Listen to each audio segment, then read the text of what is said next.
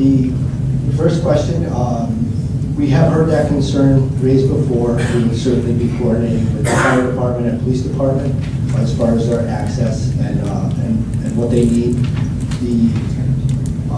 Right now, the access would, first, the width of that Harbor Drive would be wide enough for fire trucks to get in, turn around, and come back out. So the access to the... but they can't get on the highway. But they can't get on the highway. So they would use our new on-ramp, the Route 17 Expressway, or I do believe that they can use, I can't say for sure, that they can use the Washington Street where there is a traffic signal. Northbound is typically always green.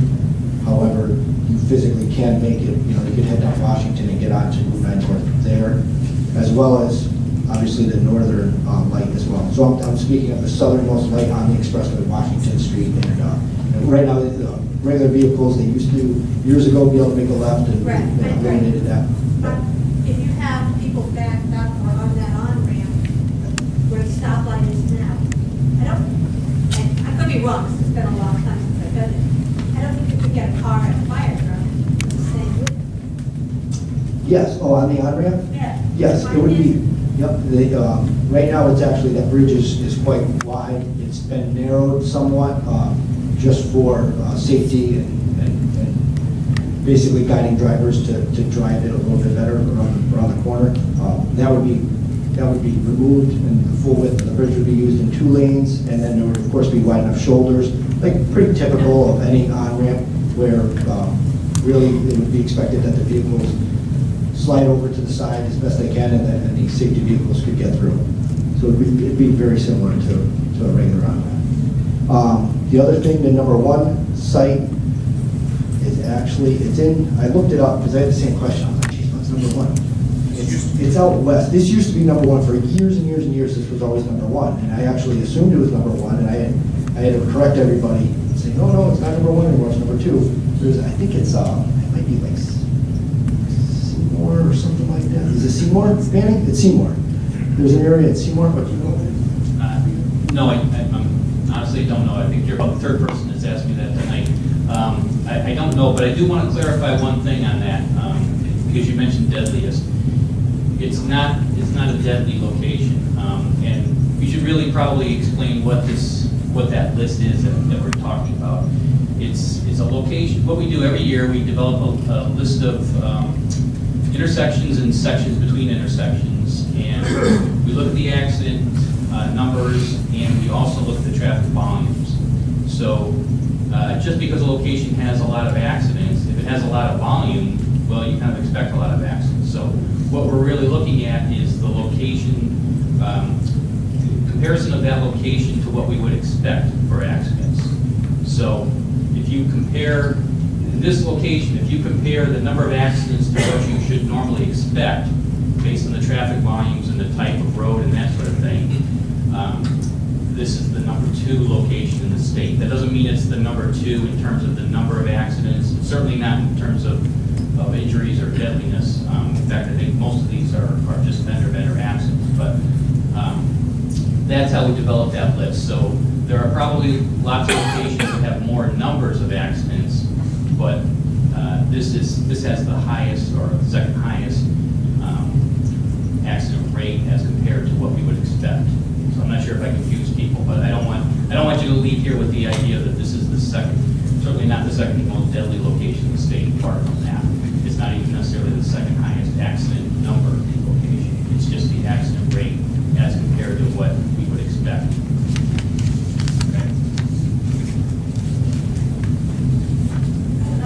Okay. Different topic a little bit. Traffic lights. Is there any sort of like ratio of traffic lights to mileage that you should have? If you're adding 3 more lights between Stop and Shop and the Y, we already have 3 lights. So the next half mile, less than a mile, you're going to have 6 lights. That's a good point. Those 3 traffic signals that we're talking about, one of the things they are a little bit closer than we typically like to install.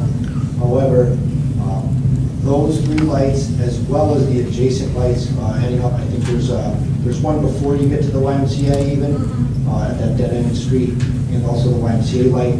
those would all need to be coordinated. They would actually, that's not the case how it is now today. They'll all basically talk to each other and work together so that you can actually drive through and not, right now I know all the time I head south on Main Street and you come up to the YMCA, you stop, and inevitably no matter how fast or slow you go, you head south towards Route 9, towards Route 17 to get onto Route 9 and you're stuck again at the next light. So they would talk to each other. So we would clean up the operation. Cedric Road to City Hall here is 3 miles. Where I live on Cedric Road to City Hall here is 3 miles, 9 traffic. Just a crowd. Is there any way to go wait and see both on those 3 lights? Or do you have to put them in at the same time? We could certainly do that. What we wanted to do is look at the traffic analysis, and if there was an indication that an intersection would benefit from an improvement, we'd like to include it, as opposed to sort of putting it off in the future. But if the consensus is that you'd rather not see traffic lights there, we could certainly take that into consideration. We'll certainly talk with the city about that, and not to confuse everybody, but one of the other things that we're looking at possibly as an alternative to traffic signals is roundabouts. And for those that are not familiar with roundabouts, it's a version of the old traffic circles, but it's much smaller, much safer. They operate much more efficiently than traffic signals.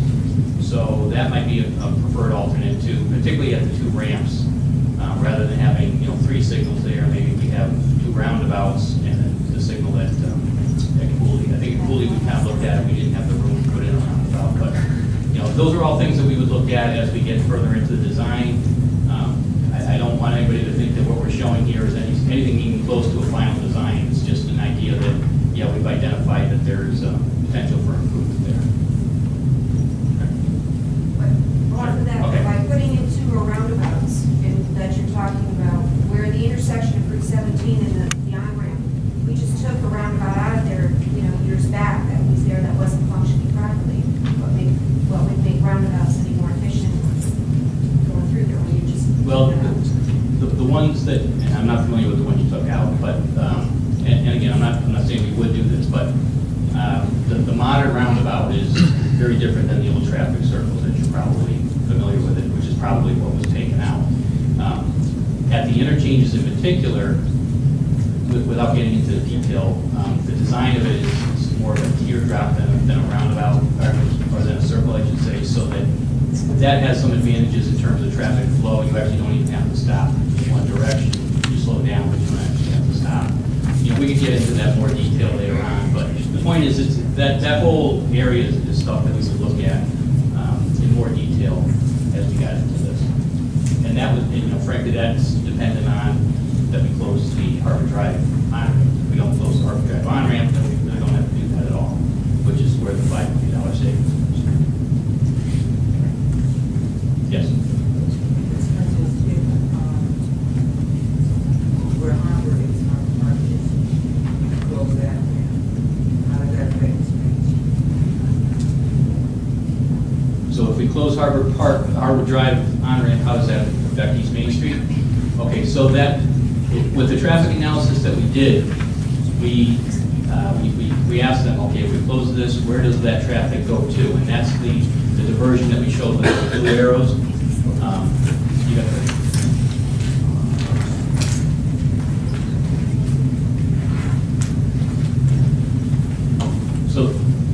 So this is basically what we're showing for diversion. So if you're, for example, where you start here at DeKoven, where it says 100 DeKoven Drive, you would essentially, one option is you would continue south on DeKoven, make a right turn at Cooley Ave, a right turn onto Main Street, and then a right turn onto the on-ramp for 17, which then becomes the on-ramp for Route 9. So in terms of Main Street, the impact would be really between Cooley Ave and the on-ramp.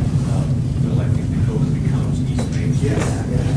So, See where it says Main? I just... Oh, I'm sorry, am I talking about the wrong street here? Yeah, then becomes East Main Street. Oh, I'm sorry, okay. This is East Main, I think, from here. Okay, I got you. All right, so that's basically what we're looking at. that traffic would be diverted. I shouldn't say diverted. That's one of the options that people would have. So they could come down East Main Street and make that sort of that right-hand Yeah, loop. right on that, yeah. There's other options. They can follow. They could go up to Main Street and come down the other direction, or they could even head more towards into the downtown section.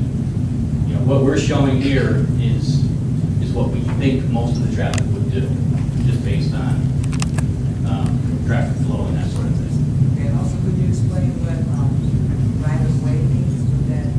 Right away. Yeah, right-of-way. Okay, right away means property. So the state owns property. You have the pavement, and then there's land that we own on either side of that pavement. And the width of that varies, but generally speaking, it's usually it's to the back of the sidewalk. If there's a sidewalk, sometimes it's a little bit beyond that. So when we say we need to purchase right away, that means we would have to purchase property. Are we purchasing property on this? There would be property impacts. There would be along the riverfront, there's town-owned property that would need to be acquired. And also at the intersection of, if there's the on and off ramps at 17 and Main Street Extension, we might need a little bit there, particularly if the roundabouts can take up a little bit more space directly at the intersection itself. There might be small property impacts. Nothing big. Anybody else? Yes. Yeah, when you started tonight, you said if it is supported, but what constitutes supported? So is it the council that's going to support it? Is it this body of community? I mean, what's going to get you the critical mass that you consider that it is supported well enough that you're going to go forward with this on, say, the timetable that we talked about? Well, frankly, we take our cues from the first elected official, the mayor in this case. He's obviously here listening to these comments, and he will make a decision on behalf of the community, and then we make a decision on behalf of the state. But obviously support from the public is crucial to both the state and the city. Well, can I interject there just for a minute? I understand that's certainly standard procedure, and I appreciate that we'll work together. I, of course, will not hear from all of you, so please get in touch with me. Please get in touch with your council members. Please get in touch with your state representatives, your state senators, and it's important that we have dialogue in this process so that we all make a decision collectively as a community. The floor back to you. Okay, and I'll just reiterate, in your handouts, there is a comment form, so please, if you have comments, please send them to us as well. Also, email address and all the contact information. Email and comments, we will be in contact. So comments that come to us, we'll also be talking to the city. So, And just as one final, after we receive all these comments, and I think we've asked for the comments in about 2 weeks, so after we receive those, we'll meet again with the city